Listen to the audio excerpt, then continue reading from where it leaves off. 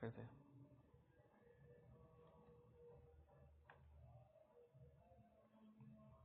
Hello friends, आपका स्वागत है हमारे चैनल कॉन्सेप्ट क्लियर क्लासेस में।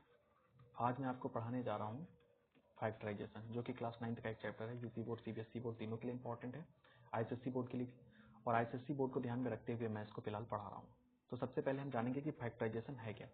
तो इसकी डिफिनीशन सबसे पहले समझ लेते हैं। The process of writing an expression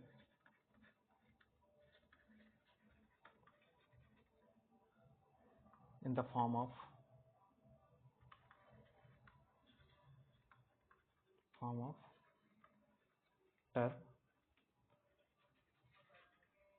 multiplied together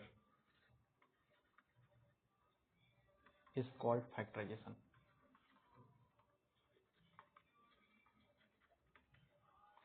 ठीक है, तो एंड जो प्रत्येक टर्म है उसको हम क्या कह सकते हैं, each term is called factor. Example के तौर पे समझो, मान लेते हैं कि तुम्हारे पास 2ab एक एक्सप्रेशन है। इसको हम लिख सकते हैं 2 इंटू ए इंटू बी। ठीक है, तो इसमें क्या लिखा था, मल्टीप्लाई टुगेदर। देखो ये सब साथ में मल्टीप्लाई है, तो ये प्रत्येक टर्म ही क्या है, इसका फैक्टर है। मतलब 2ab का एक फैक्टर 2 हो जाएगा, एक फैक्टर a हो जाएगा, एक फैक्टर b हो जाएगा। एग्जाम्पल के तौर पे यहाँ देखो एक्स स्क्वायर प्लस 5x। इसको भी तो हम लोग चाहें तो इसको ये लिख सकते हैं x प्लस 5। तो देखो ये भी मल्टीप्लाई के तौर पे है, एक x है टर्म और दूसरा टर्म है x प्लस 5। तो ये दोनों भी क्या है, एक्स स्क्वायर प्लस 5x के फैक्टर है। ऐसे ही एक और ले लेते हैं हम लोग, x square plus 5x plus 6। इसको लिखना चाहें तो हम लोग क्या लिख सकते हैं, इसको हम फैक्टर करें मिडिल टर्म में स्प्लिट करके, आपने छोटी क्लास में पढ़ा होगा।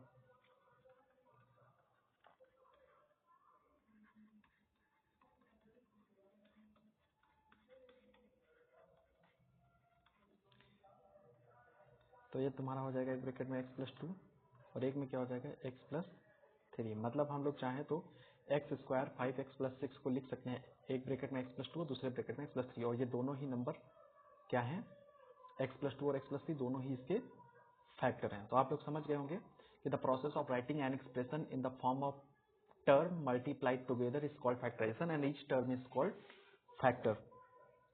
ठीक है, तो एग्जांपल के तौर पे फैक्टर निकालने के 3-4 मेथड होते हैं। सबसे पहले हम 2 मेथड पढ़ाएंगे इस वीडियो में, फिर अगले वीडियो में पढ़ाएंगे हम लोग। ठीक है, तो सबसे पहला मेथड हो जाएगा तुम्हारा टेकिंग आउट कॉमन फैक्टर। जैसे किसी का फैक्टर करना है, मान लीजिए कि आपके पास है 6a माइनस 3ax। तो पहला मेथड हम लोग यूज करेंगे टेकिंग आउट कॉमन फैक्टर। तो पहले एक बात ये समझ लो आप लोग कि ये हम मेथड कब लगाएंगे, जब आपके पास कोई 2 टर्म हो जिसमें सेम नंबर या सेम वेरिएबल कॉमन हो, उस जगह पे हम ये लगाएंगे। अच्छा, कॉमन क्या होगा, तो जो इससे 2 टर्म है तो उनका जो HCF होगा वही कॉमन होगा। जैसे कि हम इसको क्या लिख सकते हैं, 2 इंटू 3 इंटू ए इंटू ए। ठीक है, और फिर इसका क्या हम फैक्टराइज कर सकते हैं, 3 इंटू ए इंटू एक्स। तो इसमें HCF निकालने, HCF हम लोग कैसे निकालते थे, जो कॉमन फैक्टर होते थे दोनों के वही लिख लेते थे। तो एक तो इसमें 3 कॉमन है दोनों का, तो 3 नोट कर लो। इन दोनों में A भी कॉमन है, A भी नोट कर लो। यानी कि इन दोनों में कॉमन 3 है, यानी कि 3A ही इसमें कॉमन आएगा। अंदर क्या बच जाएगा, अच्छा अगर आपको बहुत आसानी से करना है तो यहाँ पे देखो 2 चीजें आपने कॉमन ले ली है, 3A कॉमन ले लिया तो 2 बचा और A बचा, तो यही अंदर तुम्हारा यहाँ बच जाएगा। ठीक है, यहाँ से भी आपने 3A कॉमन ले लिया तो केवल x बचा, ये अंदर बच जाएगा। तो हम लोग जो है 6a स्क्वायर माइनस 3x को हम लिख सकते हैं 3a into 2a minus x, और ये दोनों ही टर्म मतलब फर्स्ट टर्म एंड ये सेकंड टर्म, ये दोनों ही क्या है, इसके फैक्टर हैं। तो इस तरह से हम लोग कर सकते हैं। जैसे कुछ और क्वेश्चन करके दिखाएं, एक क्वेश्चन हम और लेते हैं 8ab स्क्वायर प्लस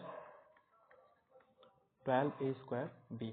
अब देखो इसमें क्या कॉमन है, अगर आप लोग को ना समझ में आए तो हम बहुत आसान तरीका बता रहे हैं। वैसे तो बच्चे इतने बड़े हो जाते हैं 9th तक कि वो ऐसे भी कॉमन ले सकते हैं, लेकिन हम ये आसान तरीका इसलिए बता रहे हैं ताकि जो बच्चे को कम समझ में आता है वो भी कर पाए। जैसे कि हम इसको लिख सकते हैं 2 इंटू 2 इंटू 2, मतलब 2 टू ज़ा 4 टू ज़ा 8 इंटू ए इंटू बी इंटू बी, ये लिख सकते हैं। ऐसे ही नीचे वाले को हम लोग क्या लिख सकते हैं, 12a स्क्वायर बी को हम लिख सकते हैं 2 इंटू 2 इंटू 3, क्योंकि 2 2 4 3 12 और इंटू ए इंटू बी। अब इसमें देखो कॉमन क्या मिल रहा है, मतलब HCF निकालने में क्या होता है, कॉमन को लिख करके मल्टीप्लाई कर देते हैं, कॉमन फैक्टर्स को लिख करके मल्टीप्लाई। तो एक तो इसमें ये वाला 2 2 कॉमन मिल रहा है, इसको भी लिखिए आप।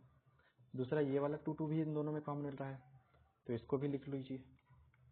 और क्या कॉमन मिल रहा है, अब ये वाला 2 नहीं कॉमन मिल रहा है, ये वाला ए कॉमन मिल रहा है, इसको भी लिख लो आप। ठीक है, और इधर ये वाला क्या कॉमन मिल रहा है, ये वाला बी भी कॉमन मिल रहा है, इसको भी लिख लो। तो कुल मिला के आपके पास आया क्या, 2 2 4 AB, यही इसका क्या हो जाएगा, HCF हो जाएगा, वही कॉमन हो जाएगा। तो इन दोनों में कॉमन क्या हो जाएगा, 4AB। ब्रैकेट के अंदर क्या बचेगा, देखो कॉमन के अलावा जो बच जा गया यहाँ पर वही लिख लिया करो अंदर। तो 2B बचा है पहले में, तो पहले में 2B लिख लो। दूसरे में क्या बच रहा है, देखो ये 3 और ये A, 3A बच रहा है, तो इसमें 3A लिख लो।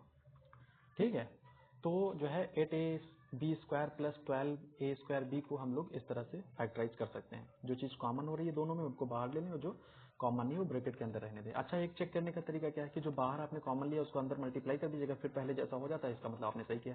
देखो मल्टीप्लाई करेंगे तो 4 2 8 हो जाएगा, और A तो ये रहेगा, और B इंटू बी B² हो जाएगा। इसी तरह यहाँ इसको मल्टीप्लाई करेंगे, 4 3 12 हो जाएगा, A इंटू A² हो जाएगा, और B रहेगा। तो ये सही है आपका। एक क्वेश्चन और ले लेते हैं हम लोग, ठीक है, ताकि आसानी रहे।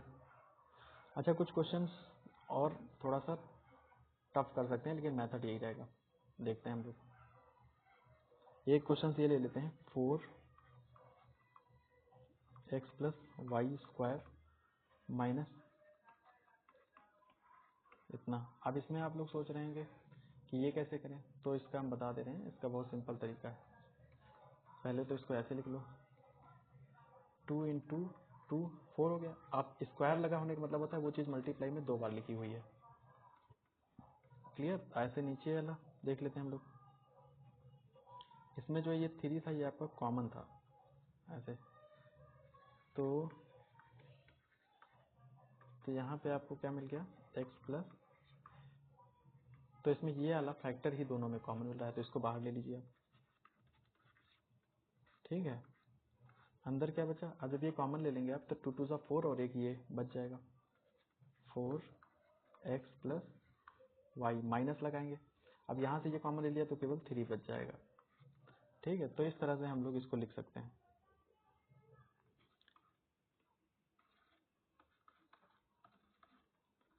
x प्लस y, और दूसरे ब्रैकेट में क्या हो जाएगा, 4x प्लस 4y माइनस 3। तो ये 2 फैक्टर हो गए इसके।